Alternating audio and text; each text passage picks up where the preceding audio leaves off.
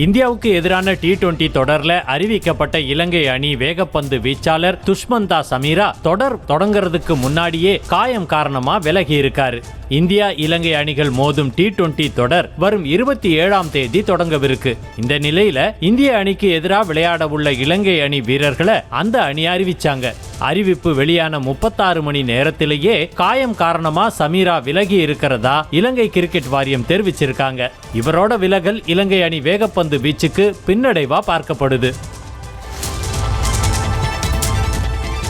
2025ஆம் ஆண்டு நடக்கவிருக்கிற IPL தொடருக்கு முன்னாடி குஜராத் அணியோட பயிற்சியாளர் பொறுப்புல இருந்து ஆஷிஷ் நெஹ்ரா மற்றும் விக்ரம் சோலான்கி விலக இருக்கிறதா சொல்லப்படுது.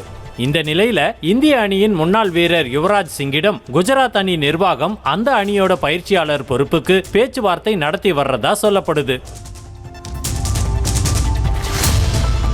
டெஸ்ட் போட்டிகள்ல ஒரே நாள்ல எங்களால 500ல இருந்து 600 ரன்கள் வரை விளாச முடியும்னு இங்கிலாந்து அணி வீரர் ஒலி போப் தெரிவிச்சிருக்காரு. வெஸ்ட் இண்டீஸ் அணிக்கு எதிரான டெஸ்ட் போட்டியை இங்கிலாந்து விளையாடி வர்ற நிலையில தற்போது பேசி இருக்கும் ஒலி போப் எங்களோட தேசிய விளையாட்டான கிரிக்கெட்ல ஒரே நாள்ல 600 ரன்கள் வரை விளாசும் காலம் வெகு தொலைவில் இல்லைன்னு தெரிவிச்சிருக்காரு.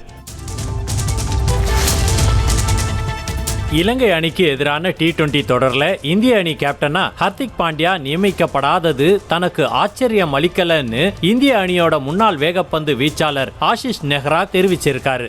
மேலும் இது போன்ற நிகழ்வுகள் கிரிக்கெட்டில் நடக்கும்னு ஹர்திக் பாண்டியா கேப்டனா நியமிக்கப்படாதது பத்தி ஆஷிஷ் நெஹ்ரா கருத்து தெரிவிச்சிருக்காரு.